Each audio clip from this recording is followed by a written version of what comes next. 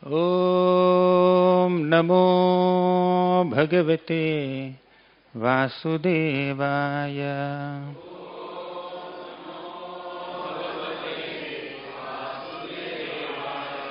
ॐ नमो भगवते वासुदेवाय।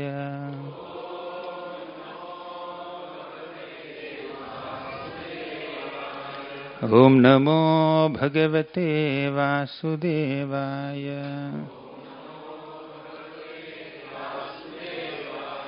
ॐ अज्ञानतिमिरान्धस्य ज्ञानाञ्जनशलाकया चक्षुरुन्मिलितं येन तस्मै श्रीगुरवे नमः। श्रीचैतन्यमनोभीष्टं स्थापितं येन भूतले स्वयं रूपः कदा मह्यं ददाति स्वपदान्तिकम्। वन्देऽहं श्रीगुरोः श्रीयुतापदकमलं श्रीगुरून् वैष्णवांश्च। श्रीरूपं साग्रजातं सहगणा रघुनाथान्वितं तं सजीवं साद्वैतं सावधूतं परिजनसहितं कृष्णचैतन्यदेवं श्रीराधा कृष्णपादान् सहगणा ललिता श्रीविशाखान्वितांश्च। हे कृष्ण करुणा सिन्धो दीनबन्धो जगत्पते गोपेश गोपिका कान्त राधाकान्त नमोऽस्तुते।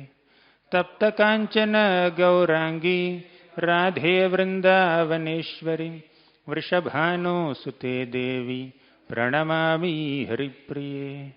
वाञ्छाकल्पतरुभ्यश्च कृपा सिन्धुभ्य एव च पतितानां पावनेभ्यो वैष्णवेभ्यो नमो नमः। नमो विष्णुपादाय कृष्णप्रेष्ठाय भूतले श्रीमते भक्तिवेदान्त स्वामिन् इति नामिने। नमस्ते सारस्वती देवी गौरवाणी प्रचारिणे निर्विशेषा शून्यवादी पाश्चात्यदेशतारिणे। जय श्री कृष्ण चैतन्य प्रभो नित्यानंद श्री अद्वैत गदाधर श्रीवासादि गौर भक्तवृंद। हरे Krishna Krishna Krishna Hare Hare Hare Ram Ram Ram Hare Hare.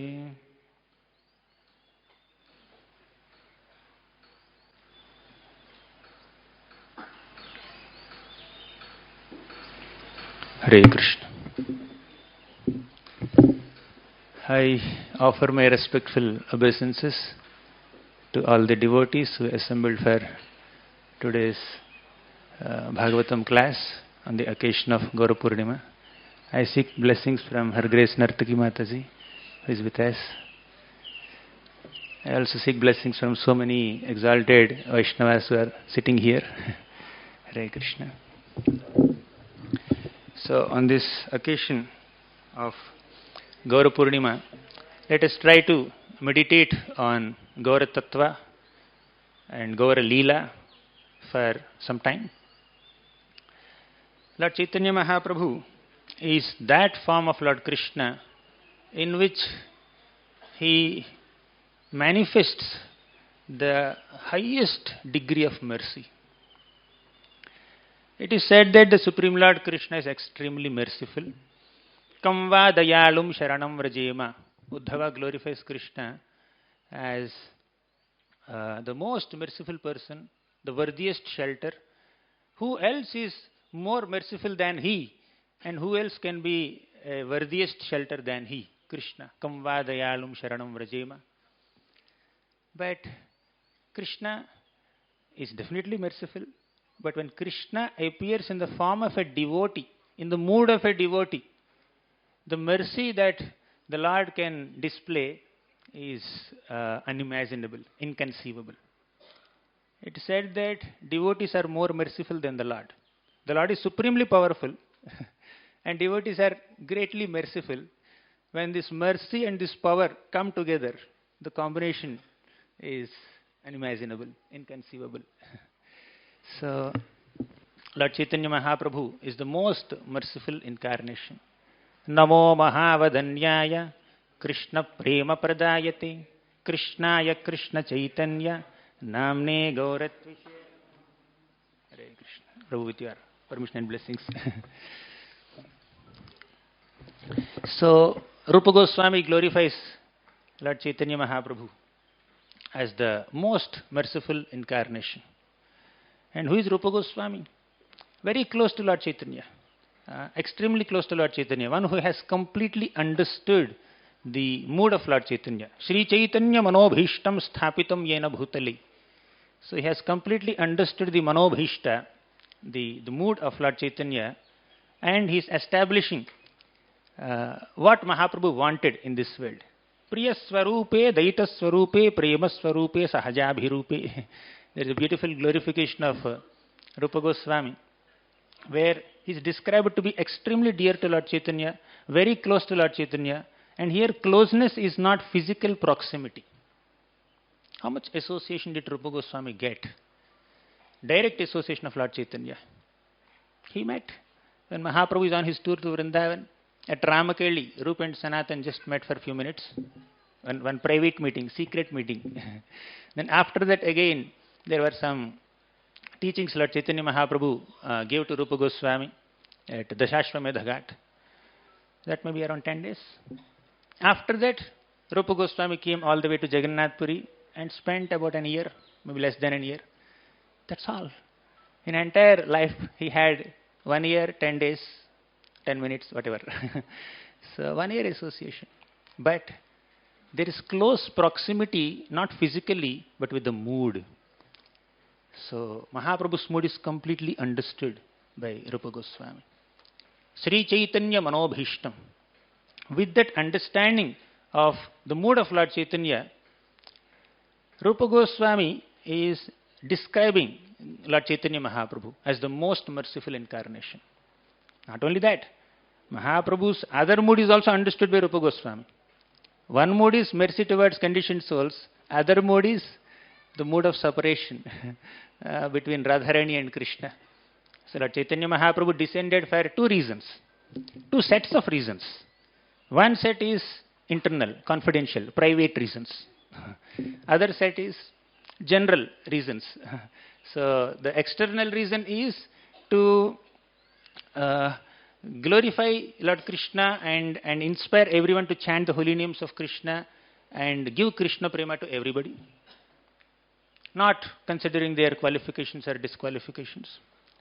And the internal reason, the most confidential reason is he wants to experience the mood of Srimati Radharani.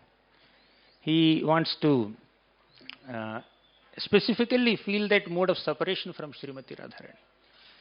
So these two moods, Hare Krishna. So both these moods, Mahaprabhu's external mood and internal mood, Mahaprabhu's official purpose and confidential purpose, both are completely understood by Rupa Goswami. Right? So Rupa Goswami, when he came to Jagannath Puri, he saw this Jagannath Ratha Yatra, and Lord Caitanya Mahaprabhu was dancing during this Ratha Yatra. He is taking darshan of Jagannath ji, and initially he was glorifying Lord Jagannath in a generic sense by reciting some shlokas of Mukundamala Stotra, Jayati Jayati Devo Devaki Nandanoyam, then Naham Vipro Nacharapati. So slowly Mahaprabhu's mood changed. Initially it's a generic glorification of Lord Jagannath, Lord Krishna, but later he went deep into the mood of Srimati Radharani. In those verses, in the 13th chapter of Madhya Leela, at one point Kaviraj Goswami doesn't say that Mahaprabhu is speaking these verses. He says Radharani is speaking these verses. Right? So Radharani is speaking and Krishna is responding in this way. So this whole scene that's happening in Jagannath Puri Rath Yatra, it has become like a conversation between Radha and Krishna in Kurukshetra. Right? Mahaprabhu completely got absorbed in that mood. And in that mood, Mahaprabhu is expressing his feelings of separation from Krishna in the mode of Radharani. Then nobody could understand what Mahaprabhu is speaking. But Rupa Goswami understood. Rupa Goswami understood the Radha Bhav of Lord Gauranga, and he wrote another shloka. Mahaprabhu spoke one shloka, in mood of Radharani. And Rupa Goswami understood it and wrote another shloka to make the meaning, to make the mood of Lord Chaitanya more explicit. It's more explicitly revealed in Rupa Goswami shloka. Another testimony for Sri Chaitanya Manobhishtam. So Lord Chaitanya Mahaprabhu's mood is completely understood by Rupa Goswami. His confidential purpose and his conventional purpose, both are understood. So he is glorifying Lord Chaitanya as the most merciful incarnation. Namo Mahavadanyaya Krishna Prema Pradayate. What is this mercy? When somebody is in difficulty, giving them some help, support is definitely considered mercy, compassion. But to the most fallen soul, giving the highest gift, topmost gift, that gift which cannot be surpassed by any other reward, any other award, any other gift in the entire cosmos, that he is giving. Right? The most fallen people, most unqualified people are getting the privilege to embrace this feeling of Krishna Prema. That's why he is Krishna Prema Pradayati. Krishnadas Kaviraj Goswami glorifies Lord Chaitanya Mahaprabhu in the Madhya Leela, 23rd chapter, first shloka. Chirada dattam nijagupta vittam swaprema nama amrutamatyudaraham apamaramyo vitatara gauraha krishno janebhyastamaham prapadyem. Chirad adattam. So Lord Krishna, after manifesting so many pastimes here in this material world, he concluded his pastimes and he went back to the spiritual world.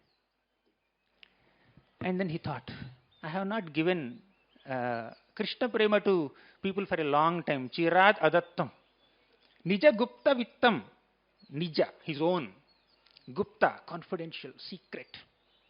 Vittam, wealth, treasure. I have not offered my most secret and confidential treasure to the people of this world for a long time. Chirad adattam nija Gupta Vittam. Swaprema nama amrutamatyudaraha. What is that? Prema, Swaprema, Krishna Prema he wanted to offer. And how can one attain Krishna Prema? Namamrutam, relish the nectar of Krishna Nama, then you get Krishna Prema. Swaprema Nama Amrutam Ati Udaraha. Ati Udaraha, extremely benevolent. The benevolence of Lord Chaitanya Mahaprabhu is unimaginable. So he is giving Krishna Prema through Krishna Nam. And Krishna Nam is the most accessible, available, merciful and easiest way to attain Krishna. As yesterday His Grace Amarendra Prabhu described how we can chant Krishna Nam through all our senses. Right? We can even write names on the forehead of people, very wonderful idea. Right? Every sense is capable of accessing Krishna's name at all times. Nam nam akari bahudhani sarva shakti tatrarpita niyamitaha smaranena kalaha. There is no hard and fast rules and no considerations of time, place, circumstances. Right? Holy names are extremely powerful. Nija sarva shakti. Sarva shakti, all potencies that the personal form, the personal swarup of Krishna possesses, all of them are invested in the mukhya names of Krishna. Krishna has two kinds of names. Mukhya nam, Gauna nam. Mukhya nam means the names that describe his core personality. Gauna nam means certain opulences like Brahman, Paramatma. They are all Gauna nam. But Mukhya nam are more confidential names. So the Lord has invested all these potencies in these names, Krishna, Rama, Govinda.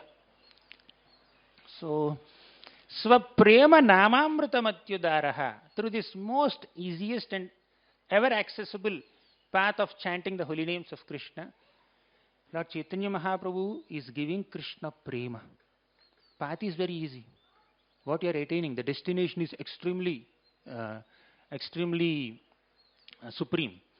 So here, generally, to attain something very difficult, very rare, the tapasya that we need to do, the austerity that we need to do, the hard work that we need to put in should be more. But here, the process is very simple and the attained goal is extremely supreme. Right? Highest goal is given through easiest path. Svaprema nama amritamatyudaraha. And who can access this? Anybody.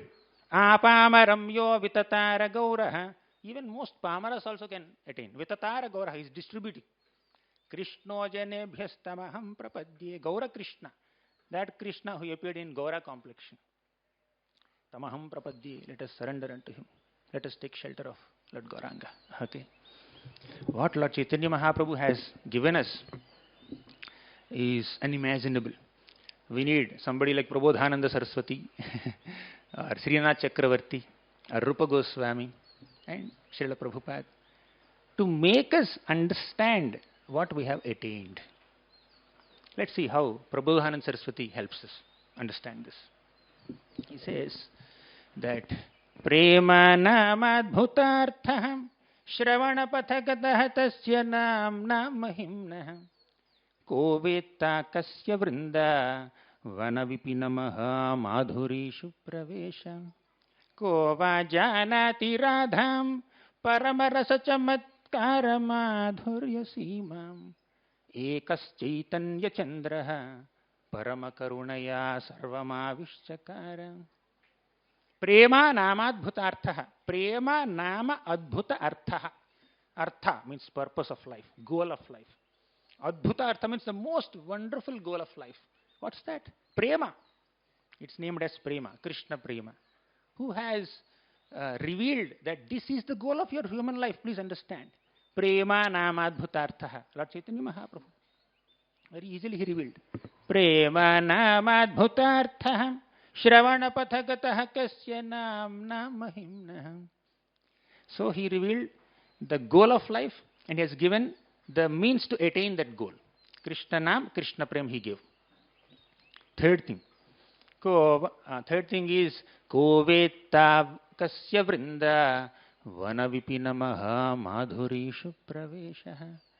If Lord Chaitanya Mahaprabhu has not descended, who would have understood that the goal of life is Krishna Prema and the means to attain that goal is Krishna Nama, and who would have entered the nectarian mellows of Vrindavan Dham?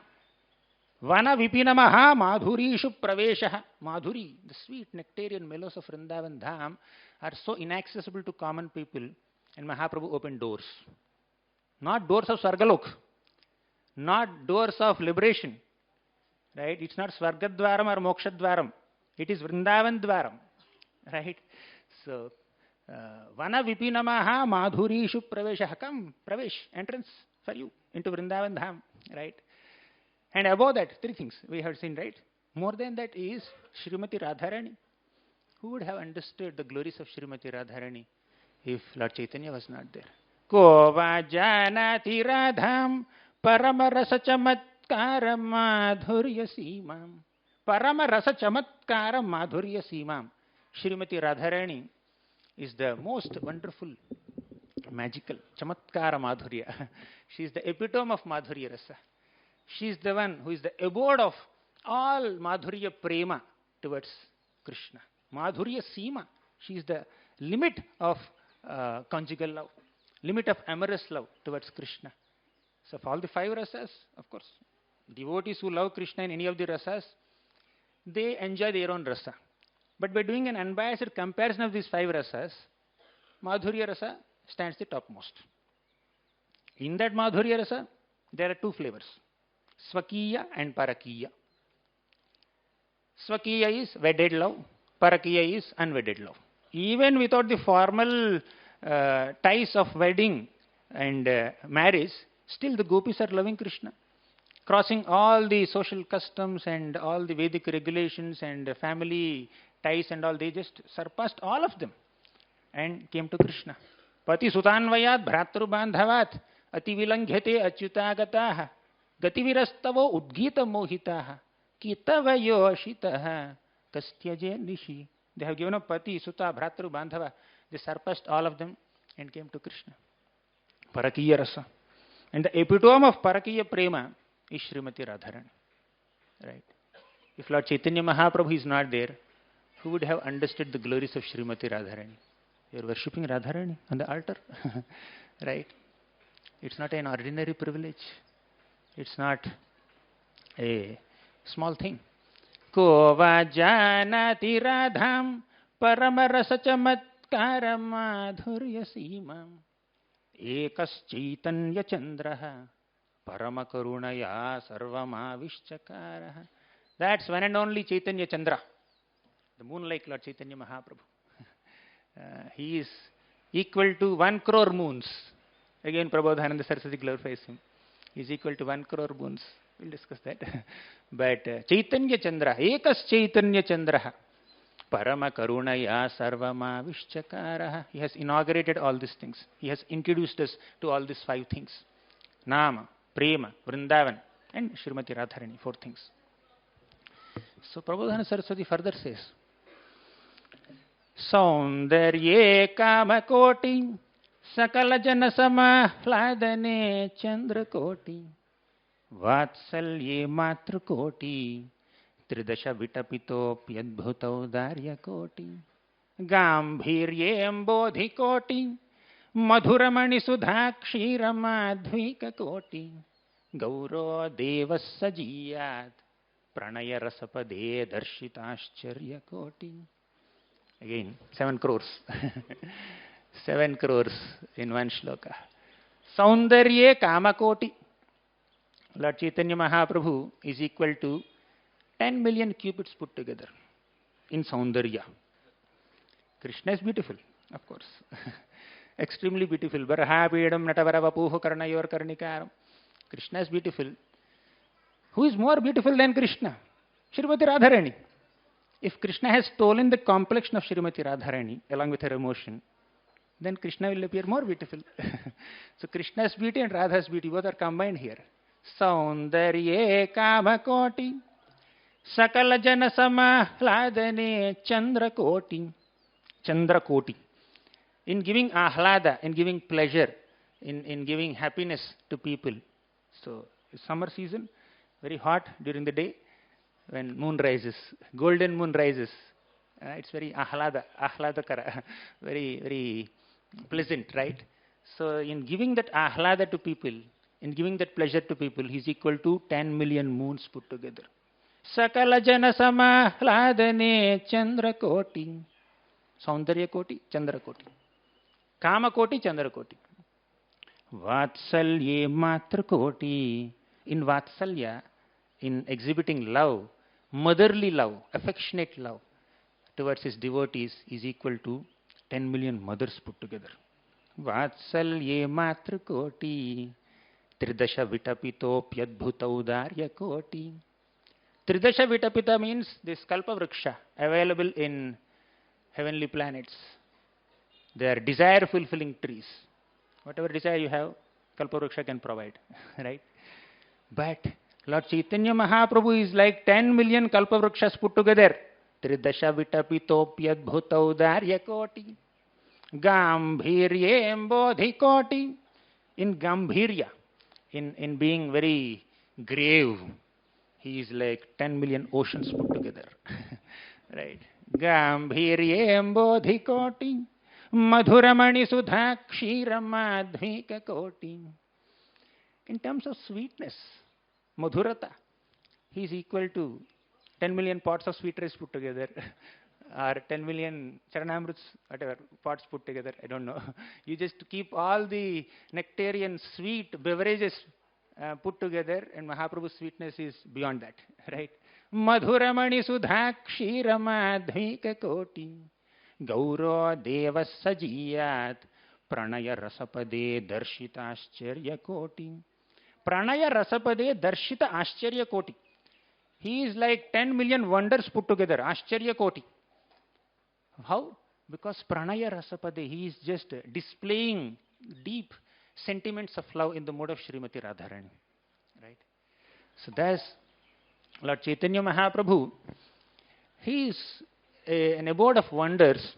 Whether you see it from a Rasik perspective, the confidential reasons for his descent, they reveal his Rasik side, right? And the external reasons of his descent, they reveal his compassionate side, right? In both sides, he is extremely benevolent, right? Pranaya rasapade darshita ascharya koti. In terms of experiencing loving emotions and expressing loving emotions, he is an abode of 10 million wonders, right? In the mode of Srimati Radharani. Whether it is in Ratha Yatra or whether it is in any other pastime, in Gambhira, whatever discussions he is having with Ramananda Rai and Swarupa Damodar Goswami, there he is entering deep and deep into the mood of Srimati Radharani. Sometimes he would just disappear from Gambhira. All doors are closed. He disappears and he's found somewhere in Goshala, right, with the cows. Cows are licking his body. Sometimes he's found in some garden. Sometimes he's found in ocean, right? So, Darshita Ascharya Koti, he is just displaying the greatest symptoms of loving separation from Krishna. Especially in the last 12 years of his manifest pastimes, Lord Caitanya Mahaprabhu is so much absorbed in Radha Bhav that these two scenes are very prominent in his mind. One, when Krishna is leaving Vrindavan, when Akrura came to Vrindavan to take Krishna and Balram to Mathura, that is one scene where Radharani experienced the greatest emotions of separation. And the other scene is when the gopis of Vrindavan and Krishna met in Kurukshetra. So these two scenes are the constant object of meditation of Lord Caitanya Mahaprabhu, especially in the last few years of his manifest pastimes. On the other hand, you see, we have extreme degree of mercy. He would go and embrace Vasudeva leper. He would just distribute Krishna Prema to anyone and everyone just by hugging them, embracing them. And the other person will be mad with Krishna Prema. He will go and hug somebody else. And they will be mad with Krishna Prema. And they will go and hug someone else. So like that he is distributing Krishna Prema without any discrimination. So whether in manifesting mercy on conditioned souls or manifesting deep emotions in the mood of Srimati Radharani, Lord Chaitanya is an abode of wonders. Ascharya Koti, great wonders, right? So, Krishnadas Kaviraj Goswami says that unless you understand and acknowledge the inconceivable potency of the Supreme Lord, you can never sufficiently appreciate Lord Caitanya Mahaprabhu's form itself. To actually appreciate the form of Lord Caitanya Mahaprabhu, you need to understand that the Supreme Absolute Truth has inconceivable potencies. So, how is it? What is the statement? What's the meaning of this statement? In what context is he speaking this? He said that here is one person who adopted the mood of another person and started missing himself. We may get bored about ourselves. We will not miss ourselves many times, right? So do we miss ourselves? We are always with us. We are together with us. So we may feel separation from other people, but we don't miss ourselves. But here is Lord Krishna adopted the mood of Radha and feeling separation from Krishna, from his own self. How can a person feel separation from himself and adopt the mood of someone else? Only Krishna can do that. And Krishna has inconceivable potency to completely adopt and immerse himself in the mode of Srimati Radharani. Okay? And experience feelings of separation from Krishna. It's inconceivable. Right? We cannot do that. Try. Right? In the mode of, at the max we can say, I can empathize with you. Thinking by keeping yourself in the shoes of another person. For a moment, you can empathize with other person, think from their perspective. But you cannot completely adopt the emotion of another person. And miss yourself, that's another wonder. Adopting the emotion of another person and start feeling separation for oneself, right? Because these feelings of separation, vipralambha rasa, are the topmost emotions of Madhurya Prema. Love is experienced and expressed in two flavors, meeting and separation, vipralambha and sambhoga. Okay? Sambhoga is the joy of union, vipralambha is the pain of separation. But on a spiritual plane, both are sources of bliss only. On a material plane, suffering is suffering, happiness is also suffering. On the spiritual plane, happiness is happiness, suffering is also happiness. Right? So even separation also gives ecstasy. That's a different ecstasy. In fact, the gopis of Vrindavan are the topmost devotees of Krishna. Therefore, These feelings of separation are bestowed upon them to the highest degree. When Krishna subdues Kaliya and comes out of this lake, Kaliya lake, all the devotees, they come and embrace Krishna.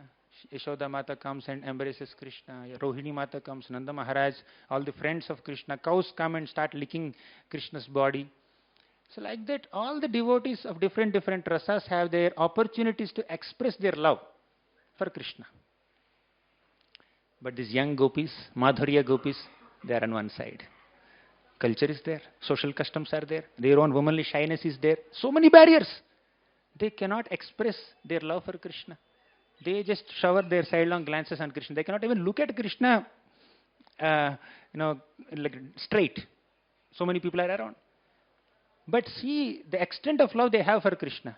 They experience millions of yugas of separation within an eye blink, and they are put in a position where they cannot even look at Krishna directly. You understand? The extent of the seriousness, the gravity of their situation. They have intense love for Krishna, that they experience feelings of separation from Krishna, although they are standing in front of Krishna. Even within one eye blink, they experience millions of yugas of separation, but they are always kept in separation. Okay, they cannot express, they cannot even look at Krishna like that, because the elders are watching us. So that's why in their frustration and in their ecstasy, both. Frustration is also ecstasy in Vrindavan. In the Venu Gita, they say, the first shloka of Venu Gita, they say, Akshanvatam falabidam naparam vidamaham sakhyah pashun anuviveshayato vayasyaihi. Akshanvatam falamidam naparam vidamaha. The gopis are saying that we don't see any other purpose of having eyes other than to see Krishna. Seeing Krishna is the only purpose of having eyes. Why so many restrictions? The deer, they can see Krishna. The birds, they can see Krishna. The rivers can see Krishna.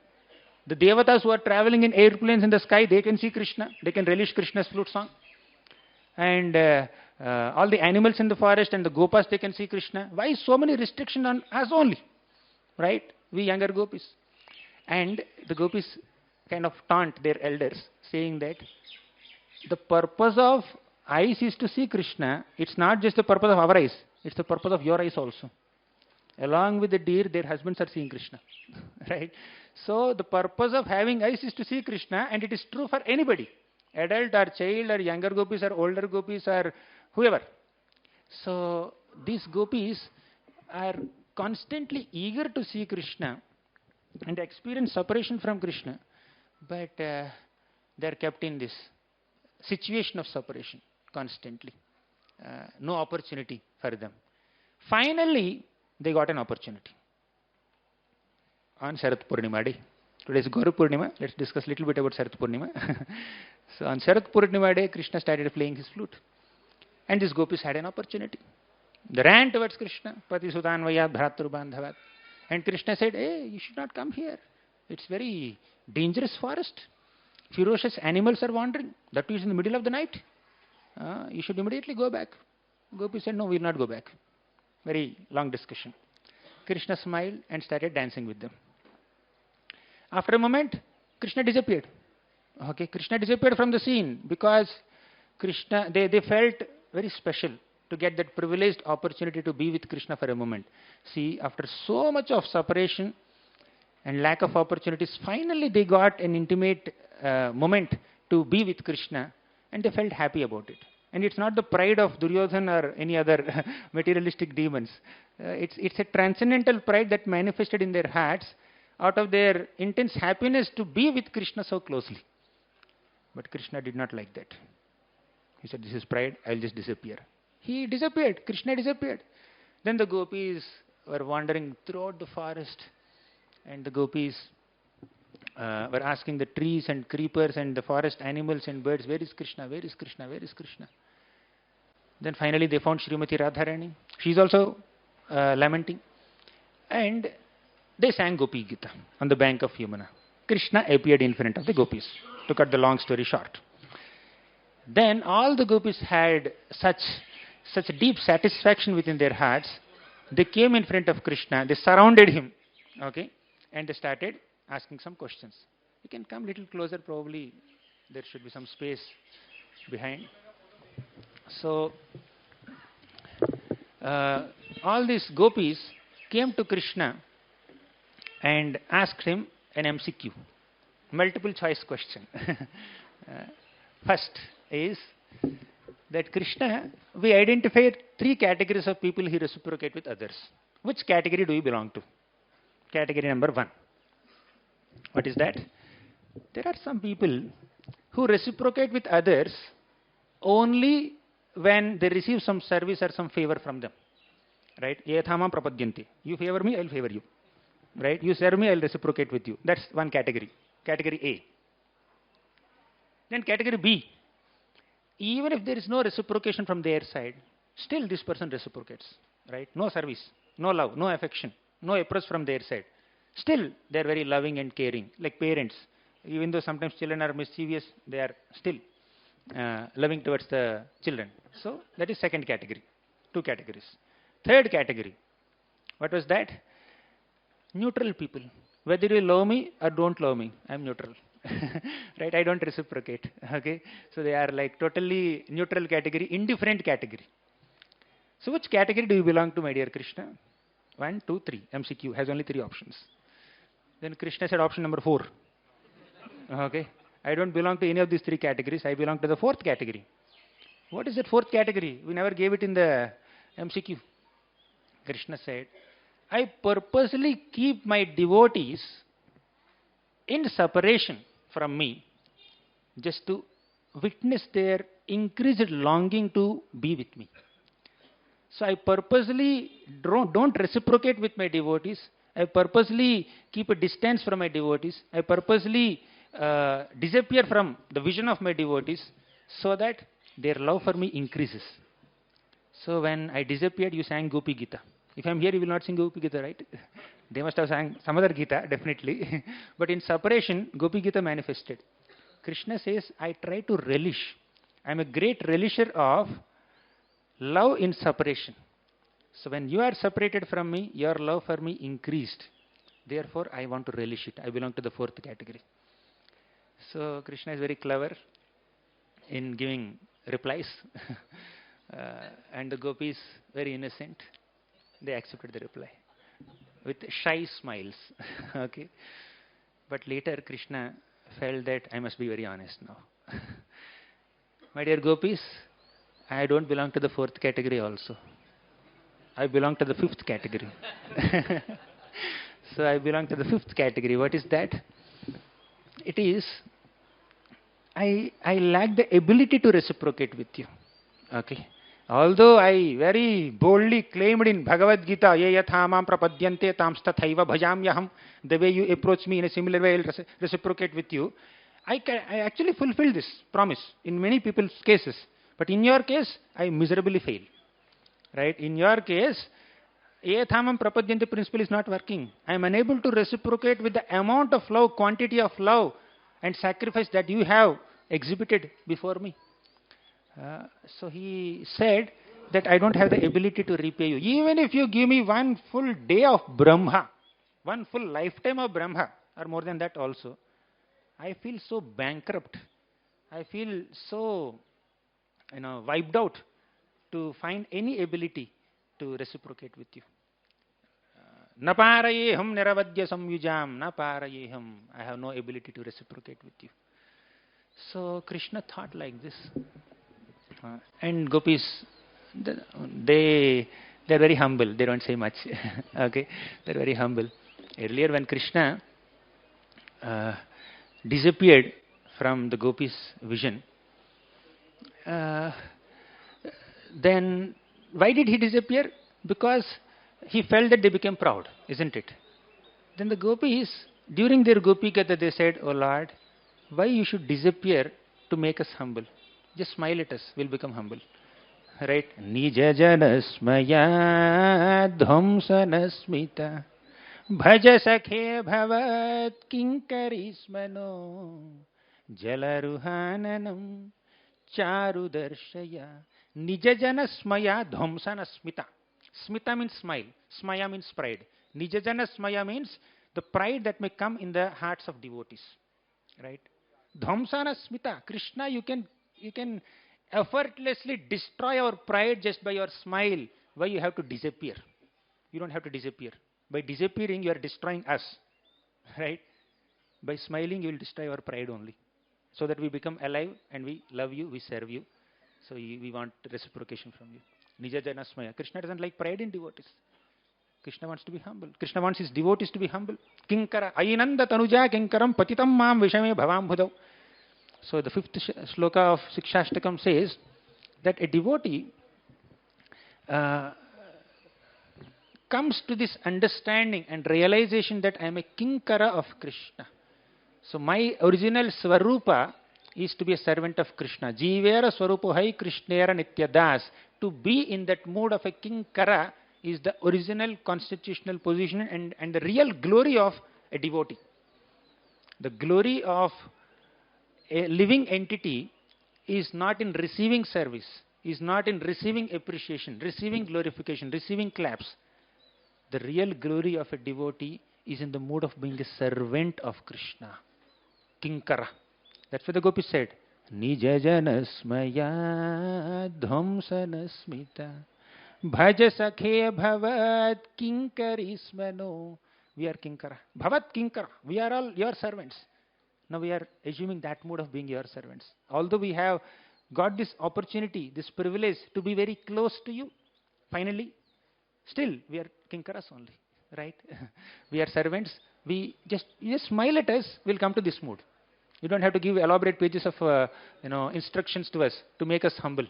You don't have to make us go through so many austerities to make us humble. Sometimes to make somebody humble, the senior or superior or guru may have to do so many things to make people humble. And after they become humble, to remain humble is another task, right? But in the case of gopis, they are so humble. Therefore, they said, just smile at us, don't disappear us. You're just killing us by disappearing. So then Krishna came and said, no, this much mood, this much humility, this much service attitude, this much sacrifice, it's beyond my capacity to reciprocate with it. Therefore, I felt ashamed to be in front of you. I'm disappearing. Right? So, like that, Krishna expressed these feelings to gopis, but gopis did not bother about all this. For gopis, what is priority? Krishna is in front of us now. Now we can serve him. That's their ecstasy, right? All this philosophical analysis, gopis are not very much bothered about it. Now, Krishna, within his heart, he understands that the gopis of Vrindavan are my topmost devotees, and I don't have the ability to reciprocate with their service. I have not sufficiently reciprocated with what they have done to me. So probably, if I accept their mood, and if I manifest their mood, they will be glorified by this entire universe. Means all the sane people in the universe will understand the glories of the gopis. Generally, those who are moving around with Krishna are getting all the focus, all the limelight, all the photos, all the selfies, they are there. Those are moving around with Krishna. But here gopis are far away. They never appear in a selfie with Krishna. They never appear in any photograph. So they did not get sufficient attention. Okay? They are always in feelings of separation. So, if I adopt their mood, if I manifest their mood, that's a great testimony for their love for me. I will be able to glorify the Madhurya Prema to the highest degree when I adopt that mood. And who is the best of all gopis? Srimati Radharani. That's why Lord Caitanya Mahaprabhu, Lord Krishna, appeared in the mood of Srimati Radharani as Lord Caitanya Mahaprabhu. Radha Bhava Dyuti. Radha Krishna Pranaya Vikriter Hladini Shakti Rasmat Ekatma Nav Api Bhuvi Pura Deha Bhedau Gatau Tau Chaitanyakhyam Prakata Madhuna Tadvayam Chaikyamaptam Radha Bhava Dyuti Suvalitam Naumi Krishna Swarupam. So Radha Krishna Pranaya Vikritir Hladini Shakti Rasmat, all the transformations of ecstasy of Radha and Krishna, all their Madhurya pastimes are manifestations of Hladini potency. Right? They are one, but they became two. as Radha and Krishna, to enjoy pastimes, to relish rasa. But these two again have become one. Chaitanyakhyam prakata maduna tadvayam chaikyamatam. Although they are dvaya, they are two, they again become one in the form of Lord Chaitanya. How did this happen? Radha bhavadyuti suvalitam naumi Krishna swarupam. Krishna accepted Radha's duty and Radha's bhava, her emotion and her complexion, and became Lord Chaitanya. To do what? The things that we mentioned before. To experience the mode of Srimati Radharani and to glorify the gopis as the topmost devotees.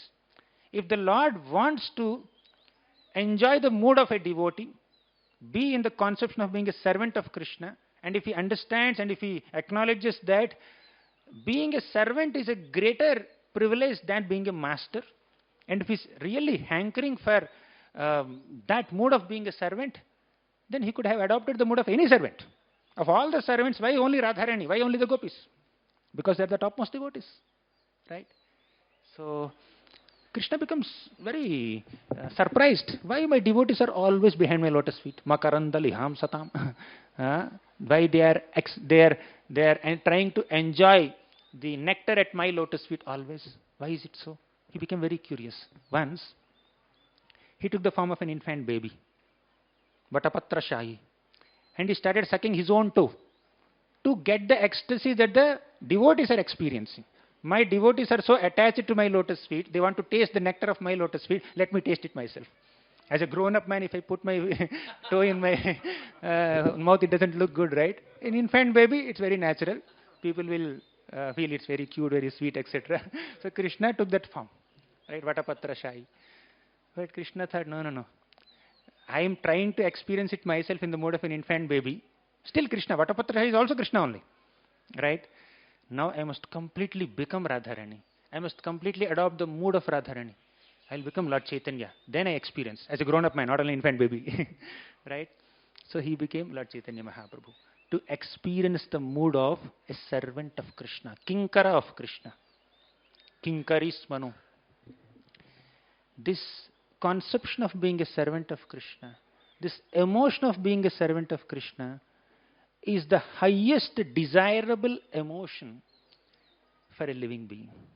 Krishna dasa abhimanaye ananda sindhu koti brahma sukha nahe tara eka bindu. Krishna dasa abhimane e ananda sindhu. So to be in the mood of a servant of Krishna is to be, nicely swimming in an ocean of ananda. Krishna dasa abhimane ye ananda sindhu koti brahma sukha nahe tara eka bindu. Even we have seen 7 crores of Lord Chaitanya, right? Here is 1 crore of Brahmananda. You multiply Brahmananda with 1 crore. That much amount of Brahmananda cannot even compare with a drop of Bhakti Ananda. Koti Brahma Sukha Nahe Tara Eka Bindu. Eka Bindu of Krishnadas Abhiman. Being a servant of Krishna is a position which is aspired by Krishna also. The satisfaction of being a servant of Krishna is so high that even Krishna aspires for it. Krishna takes more pleasure in it than being a receiver of service. Right? When Radharani is serving Krishna, she is experiencing 1 crore, 10 million times more happiness than Krishna who is receiving all that service. Sri Radhaya pranaya mahima kidrisho vanayaiva swadyo yenadbhuta madhurima kidrisho vamadiyaham saukhyam chasyamadhanubhavatah kidrisho veti lobhat tadbhavadhyah samajanishachi garbhasindhau harinduh. Sri Radhaya pranaya mahima kidrisho vanayaiva. What is the pranaya mahima? What is the greatness of Srimati Radharani's love for me? Why is she experiencing so much ecstasy? So Krishna is aspiring for the emotion of being a servant of Krishna, not being Krishna. I am Krishna, of course, for such a long time. Since time immemorial, I have been Krishna, but I want to be devotee of Krishna now. The best of all devotees is Srimati Radharani. I want her emotion. Then I will understand the greatness of her emotion. Shri Radhaya pranaya mahima Kidrisho vanayaiva. What's the greatness of Radharani's pranaya towards me? Then what is the ecstasy that she is experiencing while serving me? She is experiencing my sweetness. I don't even know the extent of my sweetness. Swadyo yena adbhuta madhurima kidrusho va madiyaha. What is the adbhuta madhurima which is there within me? Even I don't understand. A sweet cannot understand how sweet and how tasty it is. Someone who's tasting it only can understand. Krishna cannot understand how sweet he is. Only the greatest relisher of sweets, Srimati Radharani, she understands how sweet Krishna is. Okay, so somebody who has diabetes, they cannot relish sweets. Somebody is too much into spicy food, they may not be able to taste. They relish the sweetness of some sweet item. But somebody who has no illness, no problems with sweets, and they have some liking for sweets, they can actually relish it. Okay. Similarly, someone who has no trace of lust, someone who has no trace of selfishness at all, such a person can relish Krishna's sweetness to the highest possible extent. No envy, no pride, no selfishness. For a selfish person, every interaction is a transaction. Means, he'll see, how will this person be beneficial to me? How can I extract something from him? It's a transaction for him, right? He always keeps thinking about his own welfare, his own happiness, his own priorities, etc. For a selfish person, interactions are transactions. But for a selfless person, every interaction is an opportunity for an expression of one's loving emotion. That is Srimati Radharani. Height of selflessness.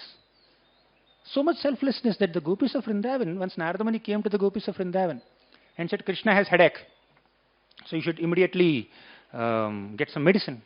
And I have heard that the medicine for this headache is the dust from the lotus feet of devotees. Are you willing to give? They said, yes, of course, why not? Take, get buckets, get pots, whatever container you want, we'll give, we'll just give you whatever amount of dust you want. So Narada Muni said, are you understanding the gravity of what you are doing, my dear innocent gopis, your simple village gopis? Do you understand what you are doing? By keeping your dust on Krishna's head, you will go to hell. Then the gopis said, Radharani said, we don't mind living in hell for the rest of eternity to relieve Krishna from his headache even for one moment, one fraction of a second, right? Can anyone be more selfless than this? Selflessness is not a small thing. Therefore, Krishna said, again back to Naparayeham shloka. What did Krishna say to the gopis? My dear gopis, I don't have the ability to reciprocate with your loving service, selfless service. Yama bhajan durjara geha shrinkhalat. So you have given up the most unsurpassable social customs and family ties and everything else just to serve me. Yama bhajan. So, Swasadhu Krityam, may you be satisfied with your own selfless, loving, devotional service. What does it mean? When you selflessly render service to Krishna, the satisfaction that is available in that selfless service to Krishna is so high, is the topmost, that even Krishna does not have anything in his storehouse to offer to us. Krishna doesn't have anything else to give beyond this. So he may have Chintamani Dham, he may have Vaikuntha, he may have all opulences, he has all siddhis, he is Yogeshwara. Still, all of them are nothing in comparison to this feeling of selfless devotional service unto Krishna. In front of this Krishna Dasa Abhimana. That's why Bhagavatam, right in the beginning, establishes this Ahaituki Bhakti as the topmost. Savai pumsam paro dharmo yato bhakti radhokshajing ahaituki apratihata yayatma suprasidati. Savai pumsam paro dharmo, the supreme dharma. Dharma means what? You can translate dharma as virtues, morals, and occupational duties, and commitments, this and that. All these are correct meanings. Essentially, dharma means the intrinsic characteristic of an entity or a person or a thing. Sugar's dharma is to be sweet. Salt's dharma is to be salty. Soul's dharma is to be a selfless servant of Krishna. That's our dharma. Right? Ahaituki apratihata yayatma suprasidati. Only when we render unmotivated, uninterrupted devotional service unto Krishna, yayatma suprasidati, complete satisfaction of heart is guaranteed. Without any selfish agendas, without any material motivations, without any desire for any materialistic boons. Right? Selfless service. And without any breaks. Okay? Apratihata is also there. That apratihata ahaituki bhakti. That gives the greatest satisfaction. In comparison to that satisfaction of selfless devotional service, Krishna doesn't have anything. He feels completely bankrupt. You have this, now whatever I have is nothing in comparison to this. May you be satisfied. Even I am aspiring for that satisfaction. Therefore I appeared in the mode of Lord Caitanya Mahaprabhu, in the form of Lord Caitanya Mahaprabhu, with the mode of Srimati Radharani. Right? So this is the significance of Lord Caitanya Mahaprabhu's appearance. Lord Krishna's appearance as Lord Caitanya Mahaprabhu. Although we have primarily focused on the confidential reasons of Lord Chaitanya's descent so far, in this primary reason, there is something which is extremely relevant for even sadhakas also. What is that? Mode of servant. Confidential reasons, oh my God, they're like too far. Of course, they are far, no doubt. External reasons, of course, they are more relatable. Chant Harinam and all that. But what is the most confidential aspect of the confidential purposes of Lord Caitanya Mahaprabhu's descent? To glorify the emotion of being a servant of Krishna. To glorify the path of selfless devotional service unto Krishna, which is the topmost attainable goal for any living being, that can give complete satisfaction to any living being. Beyond that, even Krishna has nothing else to give us. And Krishna wanted to glorify that in the mode of Srimati Radharani. By appearing as Lord Caitanya Mahaprabhu. That's why whenever Lord Caitanya Mahaprabhu is glorified by different people as you are Hari, you are this, you are that, and Mahaprabhu says, no, Hari. I am not Hari. I am Hari Bhakta. I am servant of Lord Krishna. A small jiva, small ordinary person can never be compared to Lord Hari. Right? Means he is completely eliminating the mood of being an enjoyer, proprietor, master, controller. No. All this I don't want. Servant. The conditioned soul stays in the material world because the conditioned soul holds this conception of being a controller, an enjoyer, a master, a proprietor, a creator, a ruler. Right? So these conceptions must be kept aside to access Krishna Prema. So that's what Mahaprabhu wanted to declare through his descent. And Mahaprabhu also inspired so many authors like Rupa Goswami, Sanatana Goswami, but he did not author a book. He authored 8 shlokas of Sikshashtakam. And Kaviraj Goswami, in the last chapter of Antyalila, as he was describing the Sikshashtakam spoken by Lord Chaitanya, when he comes to the last shloka, he does not say, it's Mahaprabhu who is speaking this shloka. He says, Radharani is speaking this shloka. Aslishya padaratam pinashtimam. Okay. So in that Sikshashtakam, in the first shloka, Mahaprabhu spoke about the 7 effects of chanting the holy names. Okay. Cheto darpanamarjanam and other things. Then in the second shloka, he spoke that although the name is completely powerful, extremely accessible, highly merciful, still I am so unfortunate, Durdaivam, I am so unfortunate that I don't have taste for it. How do we acquire that taste? How do we acquire that eagerness to chant the holy names of Krishna? The next shloka clarifies. That's the process. In the first shloka of Sikshashtakam, Mahaprabhu established that this is the best sadhana. Sri Krishna Sankirtana is the best sadhana. Sri Krishna Sankirtan in generic. That Sankirtan can be of Nama, Rupa, Guna, Leela. But he became very specific in the second shloka. Nam Sankirtan. Right? So because Nam Nam Akari Bahudani Sharva Shakti. So he established that chanting the holy names of Krishna, Sri Krishna Sankirtana, is the best sadhana in the first 2 shlokas. But what is the process of doing that? What enables us to constantly chant that holy names of Krishna? Constant chanting, as Prabhu was describing yesterday. Constant chanting. Trinadapi su nichena, tarorapi sahishnuna, amanina manadena kirtaniya sada harihi. Kirtaniya sada harihi. To be able to constantly chant the holy names of Krishna, we need to have these four qualities. Trinadapi sunichena means humbler than being a blade of grass. Even the ego that the grass has, as a grass, is a very natural ego, intrinsic ego. Blade of grass, it's always there on the footpath.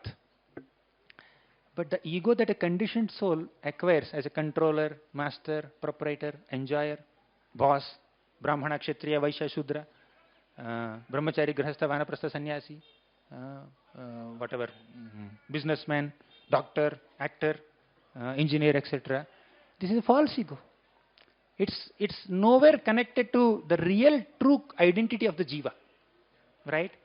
So we are being so overwhelmed. The conditioned souls are being so overwhelmed with their totally false and baseless identities. All these identities are based on the body, and we are embracing that. Giving that up is humility. Embrace the identity of being a servant of Krishna. Humility. Trinadapi sunichena. Now, Trina has a natural ego of being a blade of grass, and whoever stamps on it, it doesn't protest. That's a natural thing. But we are so inflated, conditioned souls are inflated with puffed up ego, false ego, and which is not true at all to one's constitutional position, right? So that's why he said, Trinadapi sunichena, being lower than a blade of grass, right? So I'm so humble, I'm so fallen, I'm so inferior. And it is not inferiority complex. It is feeling low compared to everyone else. So that humility, that mood of being a humble, menial servant of Krishna is the qualification to chant the holy names always. And that humility is there, tolerance will manifest. Respect, all these are interconnected qualities. Not that I'm done with it. I have humility, but I cannot respect people. Doesn't work like that. I have humility, but I cannot tolerate. So all these are interconnected, right? Humility, tolerance, respecting others, not expecting respect from others. They are all, there's overlap in their qualities. Right? Humble people are respectful to others also. So when we develop these qualities, then Kirtaniya Sadaharihi is possible. Otherwise, Kirtaniya Sadahari is not possible. Right? But how do we develop these qualities? By doing Kirtaniya Sadahari. Right? So Lord Caitanya Mahaprabhu, when he spoke about this shloka, Harer Nama, Iva Kevalam, Kalau Nastyeva, Nastyeva Gatiranyatha. When he explained this shloka to Suklambara Brahmachari in the first canto, first Leela, Adi Leela of Chaitanya Charitamrita, he said, you will be able to chant the holy names when you adopt this mood of humility, respect, tolerance, and not expecting honor, not hankering for being honored by others, right? So then you will be able to chant. So you should tie this as Kantimala. He said that. But when Lord Caitanya Mahaprabhu blessed Vasudeva leper, he blessed Vasudeva leper, right? He had leprosy, and Lord Caitanya Mahaprabhu embraced him like a loving mother. Without any hesitation, he embraced him. And Vasudeva leper, all the leprosy is gone, he got a beautiful, strong body. Then Vasudeva leper said, my dear Lord, I may become proud because of getting this great mercy from you. Externally speaking, I have got a beautiful body. Spiritually speaking, I got your darshan, I got your mercy. There is a possibility of being very proud. When we get a material privilege or spiritual privilege, the possibility of being proud is there. How can I become proud? How can I become humble? How can I not become proud? You know what Lord Caitanya Mahaprabhu told Vasudeva leper? Chant the holy names of Krishna.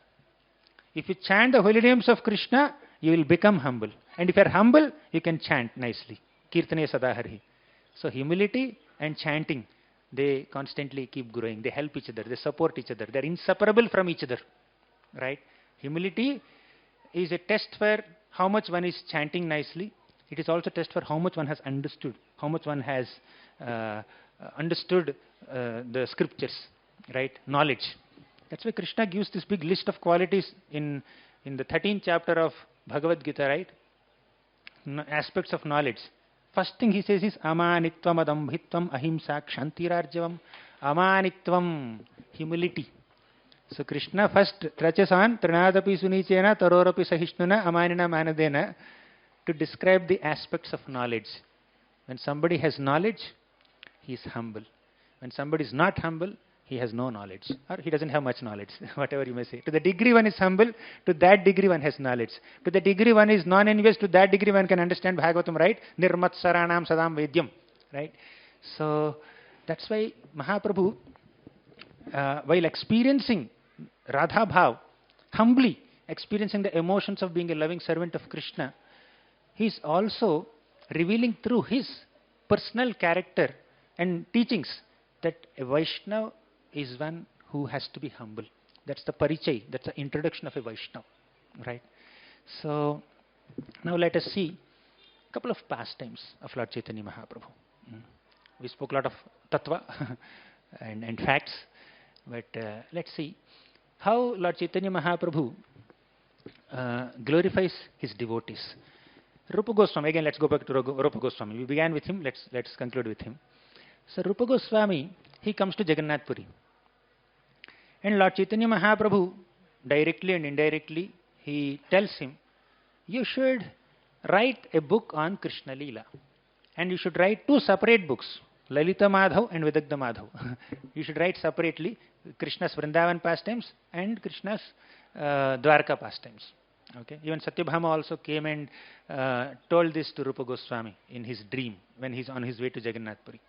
So Rupa Goswami came and he started writing. He was making some notes on the way, and finally he started writing it. And one day, and who was hosting Rupa Goswami? Haridas Thakur. So Haridas Thakur was hosting, and Haridas Thakur and Rupa Goswami, both of them were sitting there discussing Krishna Katha as usual. And Haridas Thakur is chanting and Rupa Goswami is writing. So these two are here, and Mahaprabhu every day would come to associate with them, or to give his association, to give Jagannath's Mahaprasad. So one day, Lord Chaitanya Mahaprabhu came to Haridas Thakur's hut, and he found one leaf which is written by Rupa Goswami. He saw it. There is a beautiful glorification of the holy name of Krishna on that page. Okay, what was that? Tunde tandavi niratim vitanute tundavali labdhaye karna kroda kadambini ghatayate karnarbhute bhyaspruham cheta prangana sangini vijayate sarvendriyanam kritim no jane janita kiyadbhiramrtaihi krishneti varnadvayi. In these two varnas, what great nectar has been embodied? I don't know. No jane janita kiyadbhiramrtaihi. What great nectar is embodied in these two varnas, Krish and Na? I can't understand. Varnadvayi. That's why I am aspiring for Tunde Tandavini Ratim Vitanute. Whenever this holy name of Krishna, these two syllables of Krishna are dancing on my tongue, I desire millions of tongues. Whenever the sound vibration of Krishna is entering my ear holes, I desire millions of ears. Whenever this holy name of Krishna is dancing in the courtyard of my heart, all my senses become inert. I'm completely focused on that holy name. So Mahaprabhu saw this beautiful shloka, and he appreciated Rupa Goswami for two reasons. One is his handwriting. Your handwriting is like string of pearls. And second is the glorification that you have done of the holy name of Krishna is an unparalleled glorification. I have not heard such a sweet glorification of holy name so far. And Mahaprabhu thought, let me reveal the glory of Rupa Goswami and his literary work to my other associates of Jagannath Puri. Who are they? Sarvabhauma Bhattacharya, Ramananda Rai, Svarabhadamodar Goswami, and many other great souls. So, after appreciating Rupa Goswami so nicely, Lord Chaitanya went to his devotees and told that there is a great author. And by the way, these Jagannath Puri Vasis, they are not so familiar with Rupa Goswami as much as Lord Chaitanya was, because that was his first visit. Rupa Goswami's first visit to Jagannath Puri, and these devotees in Jagannath Puri, they are not totally acquainted with him. So Lord Chaitanya Mahaprabhu introduced Rupa Goswami to them and introduced his work also. Then Mahaprabhu asked Rupa Goswami. As soon as Rupa Goswami saw Lord Chaitanya, Ramananda Rai, Swarupa Damodar Goswami and many other devotees, he became a bit shy and humble, and he offered seats to them. He and Haridas Thakur, both of them, they offered seats to all these exalted personalities along with the Lord, and they sat down. And Mahaprabhu saying, no, you also sit on this high platform. You also sit on chair. No, I'll sit down only. I'll sit on the floor only. So he was feeling so shy. And later Mahaprabhu asked him, now you have written a book, right? You please speak. Start reading the introductory portion of your book. Rupa Goswami is extremely hesitant. Okay. Then, while doing so, Mahaprabhu also is kind of testing what's happening within the mind of Swarupa Damodar Goswami, Sarvabhaum Bhattacharya, Ramanand Rai. Are they genuinely appreciating the glory of Rupa Goswami? Of course, they will definitely genuinely appreciate. Mahaprabhu has that confidence on them, but still, apparently he is testing them, but actually speaking, he is revealing their glory to all of us. So he revealed the glory of Rupa Goswami, how humble he is. And he revealed the glory of Swarupa Damodar Goswami, Ramananda Rai, Sarvabhaum Bhattacharya, how non-envious they are. Humility, non-envy, essential qualities for progress in bhakti. So when humility is not there, when non-envious attitude is not there, so the holy names that we are chanting, the whatever Shastric study that we are acquiring, Shastric knowledge we are acquiring, and all the accomplishment of doing so many services, so all that must be accompanied by non-envious attitude and a humble mood, right? When another devotee is getting special mercy, special blessings, and special opportunity to be with the Lord or serve the Lord in a particular way, what's happening within our hearts?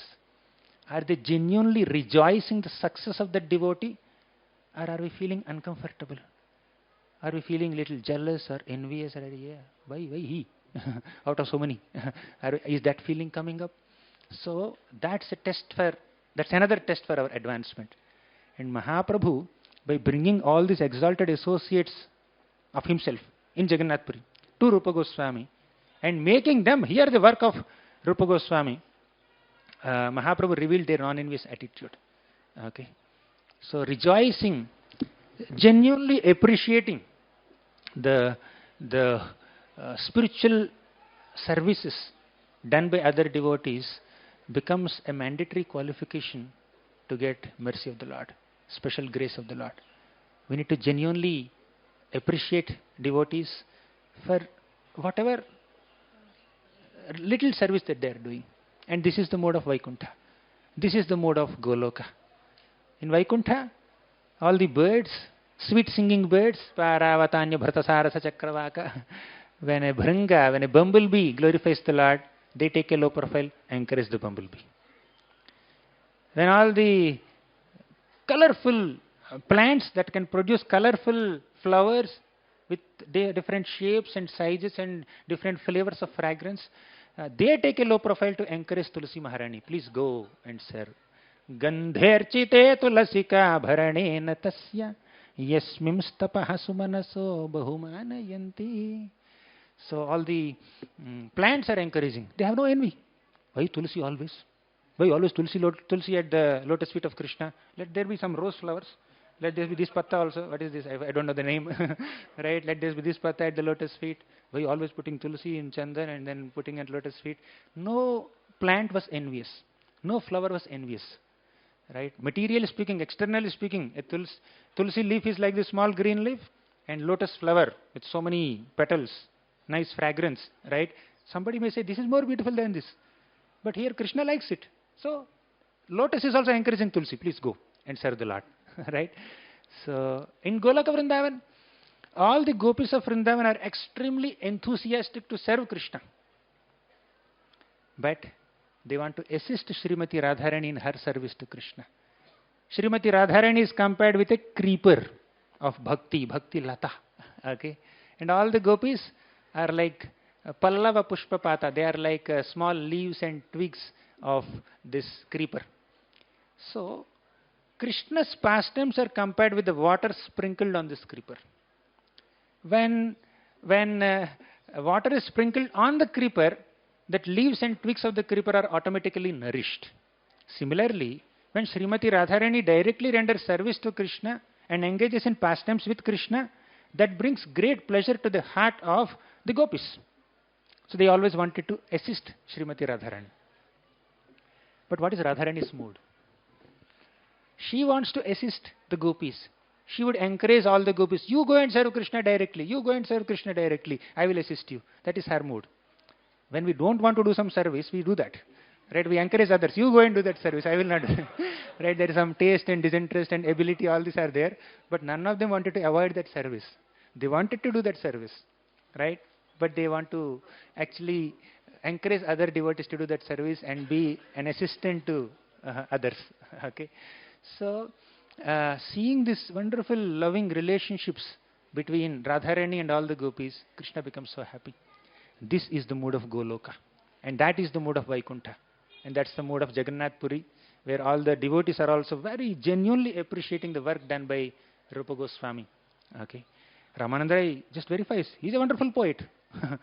But he appreciates. You please read the next sloka, and they are appreciating Rupa Goswami. Then, Lord, it's 9:25. Radha Madan Gopal Ru. You tell me some cut-off time. Okay. So, fasting, that's why he told me you speak 2 hours, but I may not speak 2 hours, but I'll speak a little bit. So, Lord Caitanya Mahaprabhu, in this way, he reveals the glories of his devotees and he takes great pleasure in glorifying his devotees. And when devotees' Vaishnava qualities are coming up, Mahaprabhu takes more pleasure. Okay. There is one shloka, it says that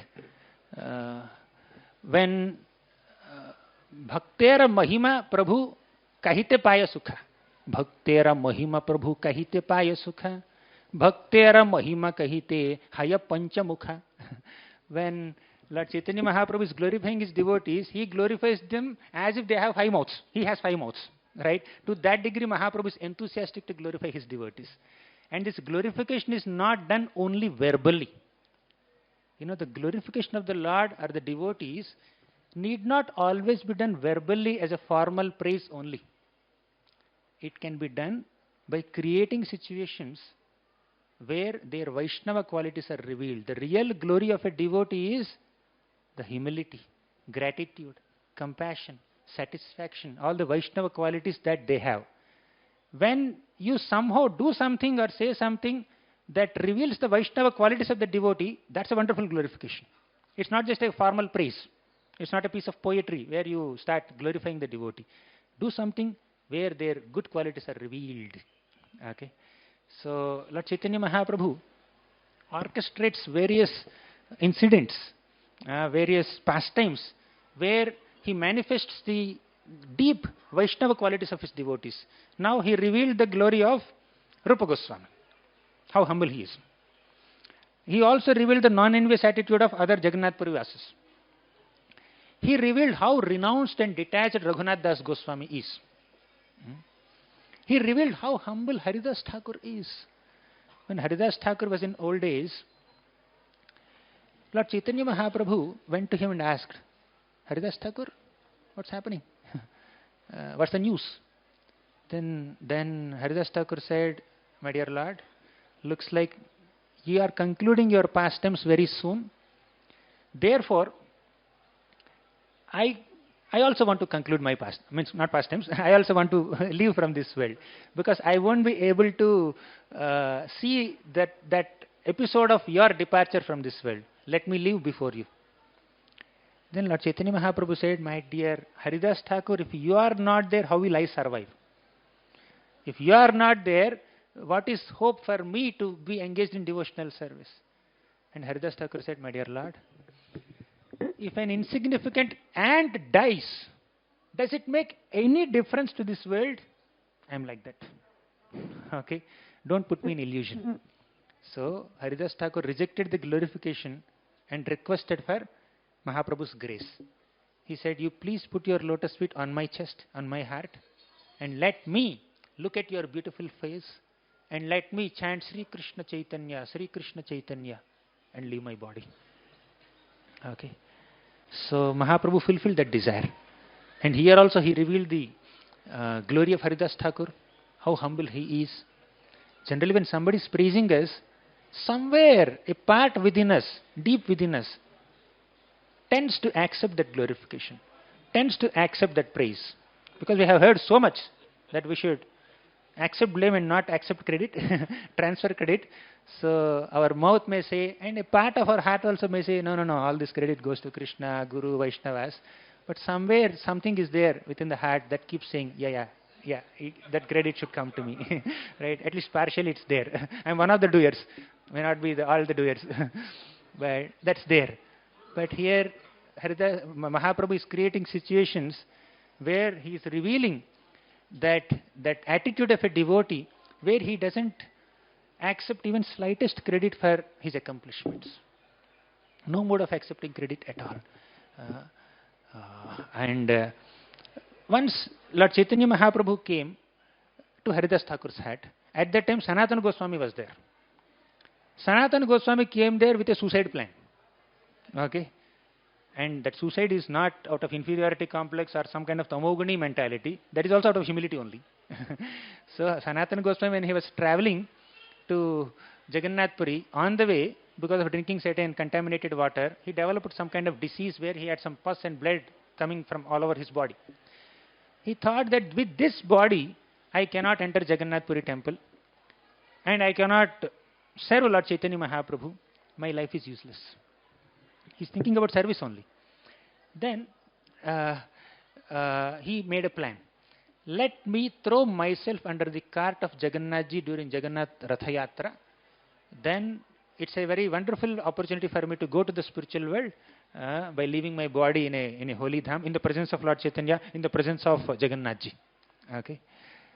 So Mahaprabhu understood. Sanatana Goswami is thinking like that. So he received him, he spent some time with him, he embraced him, he did many things.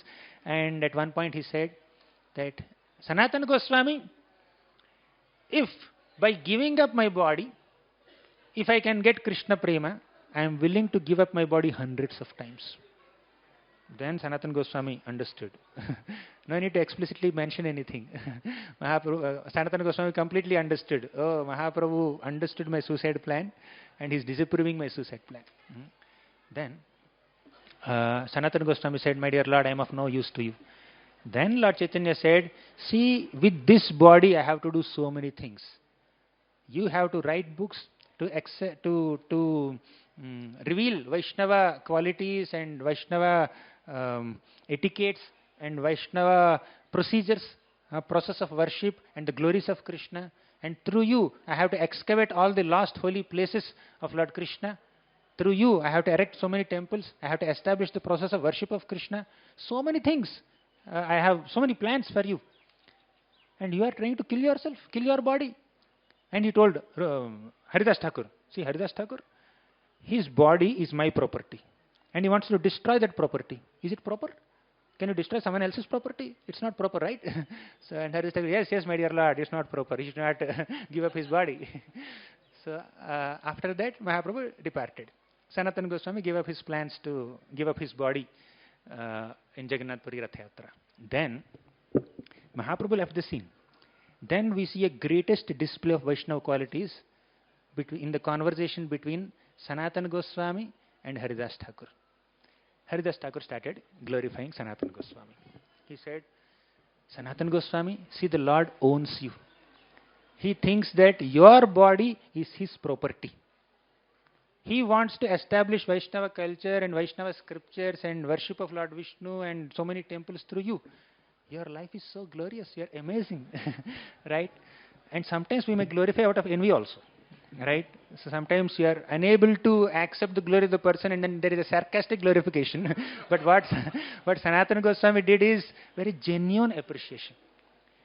And what Haridas Thakur gave is genuine appreciation. Then Sanatana Goswami is no less. He said, my dear Haridas Thakur, you are praising me so much. Mahaprabhu descended on this planet to spread the glories of holy name and you are Namacharya. He made yourself Namacharya. He did not make himself Namacharya. Who is Namacharya? Not Lord Chaitanya Mahaprabhu. Right? Although Chirada Dattam Nijagupta Vittam Swaprema Namamritam Atyudara, he did it through Haridas Thakur. Haridas Thakur, apparently he is from Yavana and Mlecha community, but still Mahaprabhu made him Namacharya. Ramananda Rai is like a government servant and he is coming from a lower community from external social perspective. But Lord Chaitanya Mahaprabhu spoke about Radha Krishna Tattva through the mouth of Sanatana Goswami, through the mouth of Ramananda Rai, right? And Mahaprabhu made Sanatana Goswami and Rupa Goswami the authors of great Vaishnava literatures. They are like Nana Shastra Vicharanaika Nibunau Sadharma Samsthapitau. So they are like that. So Mahaprabhu, he himself did not do so much of either erecting temples or excavating holy places. He did little bit of all this, but he did it through his devotees. And he took great pleasure in glorifying the devotees who did all these things. He empowered them. It's not that I am doing it, I am delegating these responsibilities to you, you do this, you do this. No. He empowered them to do all this. Rupa Goswami, Sanatana Goswami, you please go to Vrindavan. That is Prabhudatta Sthana, Prabhudatta Desha. This area is for you. I allocate it to you. You please go and establish temple worship there. Haridas Thakur, you become Namacharya. And Raghunath Das Goswami, you become a great example of renunciation. And Ramananda Rai and Sarup Damodar Goswami, you become the greatest authorities of Radha Krishna Tattva. Okay. So like that, Mahaprabhu empowered all these devotees and accomplished so many tasks through them, and he started glorifying them in the mode of a devotee. See this? Taking genuine pleasure in glorifying other devotees, in relishing the great services that they have done. So that's why he said, Kunti Mata says, Shrinvanti gayanti granantya bhikshnasaha smaranti nandanti tavehitam janaha tayeva pashyantya chirena tavakam bhava pravaho paramam padambujam. Shrinvanti gayanti grananti abhikshnasaha. Devotees constantly hear about Krishna, chant the holy names of Krishna and do so many things, but they also take pleasure. Nandanti tava ihitam janaha. When other devotees are glorifying Krishna, when other devotees are rendering service to Krishna, they really take pleasure. They genuinely take pleasure in seeing other devotees serving Krishna and glorifying Krishna. That's the mode of a devotee. And Mahaprabhu adopted the mode of devotee and is manifesting these qualities. How to take pleasure in the success of other devotees. How to take pleasure when other devotees are doing so many services. And Mahaprabhu's descent is an acknowledgement to the glory of the greatest devotee, Srimati Radharani. Right? So confidential reasons are there and external reasons are there. And Mahaprabhu accomplished all this through spreading the holy names of Krishna. In ecstasy, chant the holy names. In distress, chant the holy names. When you meet, chant the holy names. When you are in separation, chant the holy names. Right? So constant chanting of the holy names of Krishna is happening throughout Mahaprabhu's Leela. And all the other devotees are also engaged in this constant chanting of the holy names of Krishna. Right? So many people may do so many other things and they derive satisfaction in that. But devotees, they take pleasure in chanting the holy names. As Rupa Goswami again compiles in this Padyavali. Yoga Shrutyupapatti Nirjanavana Dhyanadhasam Bhavita Swarajyam Pratipadya Nirbhayabhami Mukta Bhavantu Dvija Asmakam tu Kadamba Kunja Kuhara Pronmiladindivara Shrenishyamala Dhama Nama Jushatam Janmastu Lakshavadhi. Yoga Shrutyupapatti Nirjanavana. There may be so many great yogis. They want to go to Nirjanavana, means solitary forests. Dhyanadhasam bhavita. Let them be absorbed in their meditation. Nirjan meditation. Solitary meditation. Yoga Shrutyupapatti Nirjanavana Dhyanadhasam bhavita Swarajyam Pratipadya Nirbhayamami Mukta Bhavantu Dvija. Let them be liberated or let them think that they are liberated. Whatever it may be. I don't mind. Right? So I'm not very attracted by it. Especially when somebody is advertising it. This is so great. This is so great. Material man may get attracted to it. Right? So when some incentive is presented, or when something is highlighted, when something is getting a lot of attention, and that is being visible everywhere, there's a tendency to get attracted to it, right? Oh, so much hyped up. Nirjana vana, dhyanadha sambhavita. It may be hyped up in certain societies. But devotee says, no, I don't want, I have no interest in it. You hype it as much as you want, but I have no interest in it. Then what is your interest? He says, Asmakam tu kadamba kunja kuhara pronmiladindivara Shrenishyamala majushatam janmastu lakshavadhi. Asmakam tu, as far as I am concerned, I am not attracted to this solitary meditation. I am not attracted to this effulgence of the Lord's body, Brahmajyoti. I am not attracted to Ashtasiddhis, Navanidhis, or I am not attracted to Swarajyam, Nanaka Prishtham, Nachaparamishtham, Nasarvabhaumam, Narasadhipatyam. No attraction towards anything. Where are you attracted? The holy name of Krishna. Very sweet glorification here. Asmakam tu kadamba kunja kuhara. Just imagine there is a kadamba kunja. There is a forest of kadamba flowers. Right? In the midst of this kadamba trees, there is a beautiful lake. Pronmiladindivara. In that beautiful lake, there are some blooming lotuses, blue lotuses, right? And these kadamba trees are there, right? So many kadamba flowers. The pollen of the kadamba flowers themselves are falling into this lake. And this bright, shiny, yellow pollen of kadamba flowers is surrounding these blue lotuses. Just imagine that scene. Are you meditating? Imagining kadamba groves, nice lake, blue lotuses surrounded by kadamba pollen. Krishna's beauty outsmarts this beautiful scene. Okay. Asmakam tu kadamba kunja kuhara pronmiladindivara Shrenishyamala dhamana majushatam janmastu lakshavadhi. I am so excited to chant the holy names of Krishna, whose beauty surpasses that scene of kadamba grove and blue lotuses surrounded by kadamba pollen. So I am excited to chant the holy names of that Krishna. He is so beautiful. Beautiful description. Description of Krishna's beauty is there, and attachment to Krishna's name is also there. Right? Janmastu lakshavadhi. Why do I need any other such benedictions? I don't need anything else. So this is the attachment that a devotee has to chant the holy names of Krishna, which is very vividly manifested by Lord Caitanya Mahaprabhu in his pastimes, and it is manifested by his devotees also in several of their pastimes. Right? So, Lord Caitanya Mahaprabhu, when he went to South India Yatra, he met Kurma Brahman. And Kurma Brahman said, my dear Lord, I won't be able to survive in this life here. I want to accompany you in your travels. I want to be with you. Then Mahaprabhu said, no, you should not come with me. Never say like that. You should just be here and read Bhagavad Gita, read Srimad Bhagavatam, chant holy names, and inspire everyone else to do so. Okay. So Mahaprabhu is personally chanting the holy names and being attached to Srimad Bhagavatam, and is also inspiring others also to do so. So he's empowering, he's instructing, he's inspiring others. You please distribute the holy name. Jare deke tarakaha Krishna upadesh. You just speak about Krishna. Distribute Krishna's name, distribute Krishna Katha, and that's wherever you are. You don't have to change your position, right?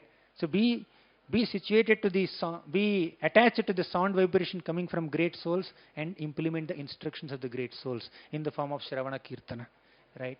So this is Mahaprabhu who exemplified this spirit, and Mahaprabhu also personally taught it and practiced it. So on this auspicious occasion of Sri Gaura Purnima, we try to meditate for some time on the glories of Lord Caitanya Mahaprabhu and the purpose of his descent in the mood of a devotee, in the mood of Srimati Radharani, and in a great mood of compassion on the fallen souls of Kali Yuga, and empowering them to embrace this process of Bhakti Yoga, and also empowering them to spread this process of Bhakti Yoga.